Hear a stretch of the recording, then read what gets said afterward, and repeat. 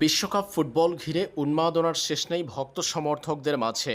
বিশ্ব ফুটবলের এই মহাযজ্ঞ যখন একেবারেই সামনে, তখন দুই চিরপ্রতিদ্বন্দ্বী ব্রাজিল ও আর্জেন্টিনার সমর্থনে গলা ফাটাচ্ছে তাদের ভক্তরা।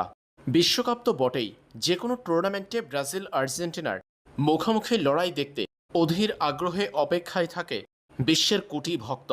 আর সেই লড়াই যদি হয় বিশ্বকাপে, তাহলে তো কথাই নেই। এর আগে 2014 ব্রাজিল বিশ্বকাপে ফাইনালে ব্রাজিল আর্জেন্টিনার মুখোমুখি লড়াইয়ের উপলক্ষ তৈরি হয়েছিল। তবে সেমিতে ব্রাজিল হেরে যাওয়ায় মুখোমুখি হয়নি দুই চির প্রতিদ্বন্দ্বী। এছাড়াও সবশেষ 2022 বিশ্বকাপেও বিশ্বকাপের সেমিফাইনালে ব্রাজিল আর্জেন্টিনার সুপার ক্লাসিকো হওয়ার সম্ভাবনা তৈরি হলেও কোয়ার্টার ফাইনালে ক্রোয়েশিয়ার বিপক্ষে হেরে ব্রাজিলের বিদায় নেওয়ায় মুখোমুখি হয়নি ব্রাজিল আর্জেন্টিনা সেমিফাইনালে। এবার সেই সম্ভাবনা আছে কিনা বিশ্বকাপ শুরু হওয়ার আগে সেটা নিয়ে হিসাব কষতে শুরু করেছে সবাই। 2026 ফুটবল বিশ্বকাপেও ব্রাজিল আর্জেন্টিনার মুখোমুখি হওয়ার সম্ভাবনা আছে।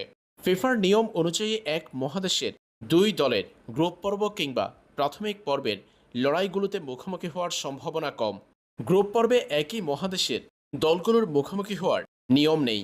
একটা সমীকরণ মিললেই কেবল ব্রাজিল ও আর্জেন্টিনার মুখোমুখি লড়াই হতে পারে সেমিফাইনাল কিংবা ফাইনালে।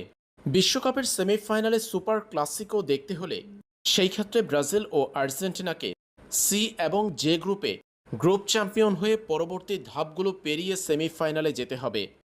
নিজেদের গ্রুপে গ্রুপ চ্যাম্পিয়ন হয়ে পরবর্তী ধাপগুলো পেরোলেই ব্রাজিল ও আর্জেন্টিনার মুখোমুখি লড়াই হবে সেমিফাইনালে। দুই চির প্রতিদ্বন্দ্বীর মুখোমুখি লড়াইটা ফাইনালেও দেখা যেতে পারে।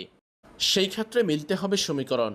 যদি একদল গ্রুপ চ্যাম্পিয়ন হয়, অন্যটি রানার্স আপ হয়, সেই ক্ষেত্রে পরবর্তী ধাপগুলো পেরিয়ে 19 জুলাইয়ের ফাইনালে পৌঁছাতে পারলে ব্রাজিল ও আর্জেন্টিনার মধ্যে অনুষ্ঠিত হবে বিশ্বকাপের ফাইনাল।